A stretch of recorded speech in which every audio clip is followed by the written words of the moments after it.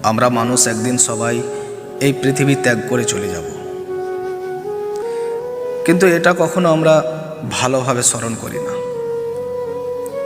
আমরা জানি যে কোনো মুহূর্তে আমাদের মৃত্যু হতে পারে, কিন্তু আমরা কখনো মৃত্যুকে ভয় করি না।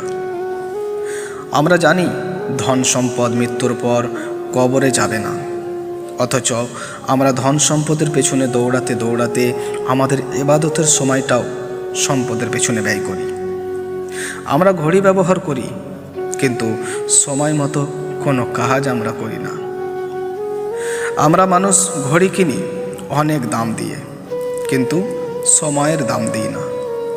আমরা জানি একদিন আমাদেরকে কবরে 3.5 হাত জায়গাতে থাকতে হবে সারাটা জীবন, অথচ কিছুদিনের এই পৃথিবীতে 1 হাত জাগার জন্য দাঙ্গা হাঙ্গামা করি।